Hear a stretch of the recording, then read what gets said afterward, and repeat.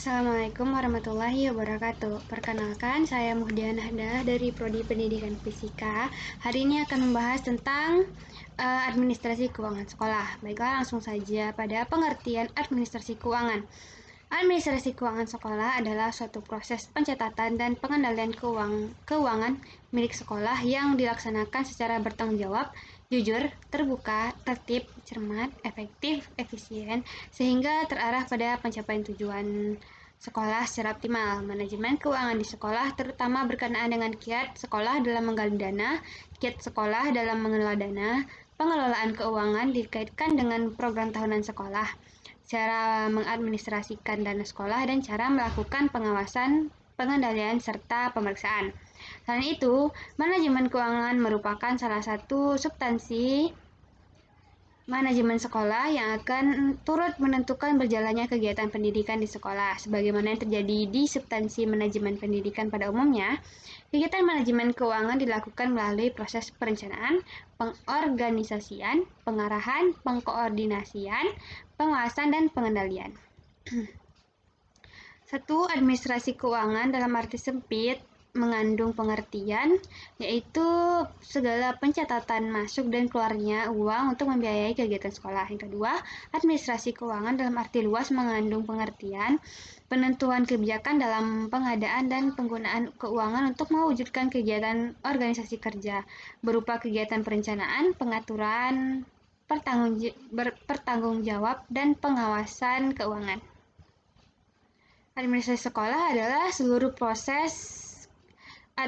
keuangan sekolah adalah seluruh proses kegiatan yang direncanakan dan dilaksanakan atau diusahakan secara sengaja dan sungguh-sungguh, serta pembinaan secara kontinu terhadap biaya operasional sekolah sehingga kegiatan pendidikan lebih efektif dan efisien, serta membantu mencapai tujuan pendidikan. Oleh karena itu, dapat disimpulkan bahwa administrasi keuangan adalah sebuah analisis terhadap sumber-sumber pendapatan atau revenue dan penggunaan biaya atau expenditure yang diperuntukkan sebagai pengelolaan pendidikan secara efektif dan efisien dalam rangka mencapai tujuan yang telah ditentukan.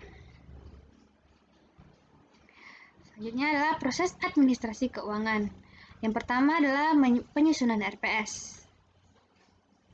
Pemerintah Indonesia melalui Kementerian Pendidikan Nasional di tahun 2006 menerbitkan Panduan Penyusunan Rencana Pengembangan Sekolah atau RPS. RPS terdiri atas rencana strategis atau Renstra dan rencana operasional atau RENOP. Sesuai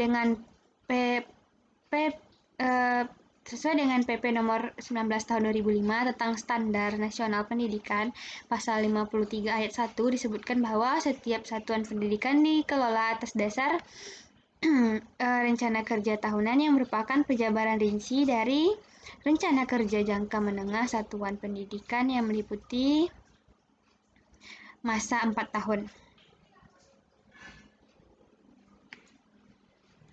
Rencana kerja tahunan dikategorikan sebagai rencana operasional, sedangkan rencana kerja jangka menengah berkategori rencana strategis sebagai materi yang bersinambungan dengan rangkaian materi yang dipaparkan pada topik sebelumnya.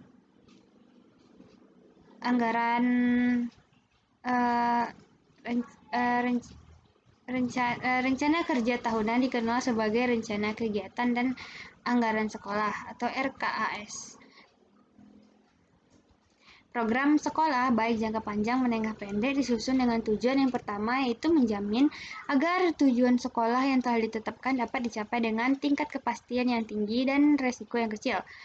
Yang kedua, mendukung koordinasi antar stakeholder sekolah.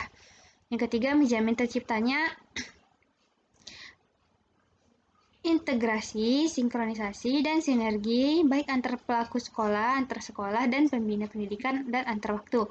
Yang keempat, menjamin keterkaitan dan konsistensi antara perencanaan, penganggaran, pelaksanaan, dan pengawasan. Yang kelima, mengoptimalkan partisipasi warga sekolah dan masyarakat.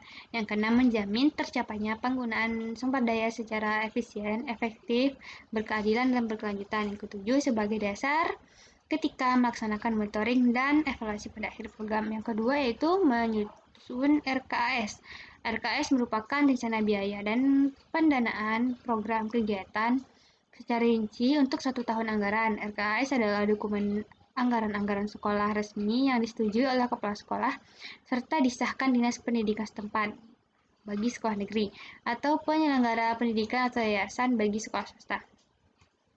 Maka RKAS hanya berlaku untuk 1 tahun ajaran yang akan datang, terdiri atas pendapatan dan belanja atau pengeluaran.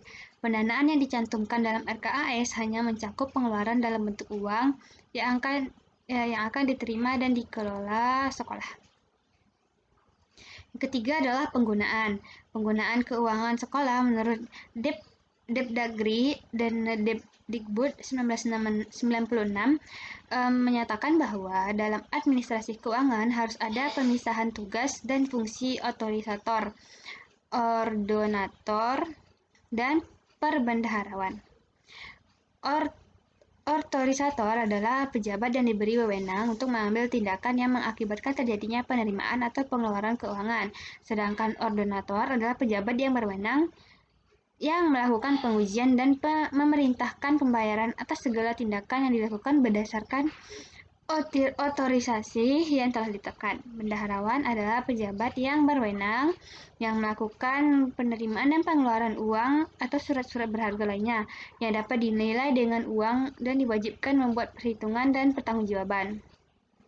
Penggunaan uang mestinya sesuai dengan alokasi anggaran yang sudah ditetapkan sebelumnya. Oleh karena itu, pengaturan penggunaan dan pembukuan keuangan tidak dapat dilakukan oleh sembarangan orang dan semuanya harus melalui proses dan prosedur yang berlaku. Yang keempat adalah pertanggungjawaban. Pertanggungjawaban dapat disampaikan pada pimpinan, sumber pemberi dana maupun kepada personel sekolah untuk dapat diketahui bersama. Hal ini perlu dilakukan mengingat keuangan merupakan hal yang sangat sensitif. Ketidakjelasan laporan pertanggungjawaban keuangan sekolah akan menambah anggaran negatif terhadap kepala sekolah, terhadap kepala sekolah dalam hal penyelenggaraan keuangan sekolah yang tidak tertib. Penerimaan dan pengeluaran keuangan sekolah harus dilaporkan dan dipertanggungjawabkan secara rutin sesuai peraturan yang berlaku. Pelaporan dan pertanggungjawaban anggaran yang berasal dari orang tua siswa dan masyarakat dilakukan secara rinci dan transparan sesuai dengan sumber dananya. Pelaporan dan pertanggungjawaban anggaran yang berasal dari usaha mandiri sekolah dilakukan secara rinci dan transparan kepada Dewan Guru dan staf sekolah. Selanjutnya adalah pemeriksaan dan laporan. Laporan semua kegiatan yang dilakukan dalam rangka pelaksanaan tugas pengelolaan keuangan di sekolah harus dilaporkan dengan menggunakan tata cara yang ditetapkan. Format laporan keuangan sekolah merupakan daftar semua jenis penerimaan dan pengeluaran uang atau yang disamakan dengan uang disampaikan kepada atasan.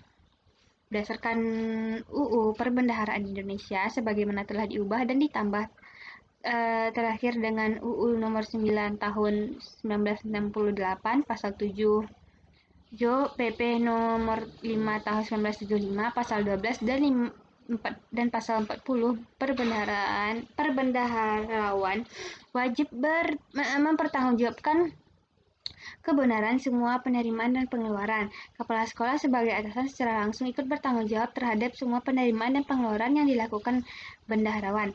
Agar pertanggungjawaban dapat dilakukan dengan tertib dan apik, maka bendaharawan harus mencatat semua penerimaan dan pengeluaran dengan rapi dan juga teratur.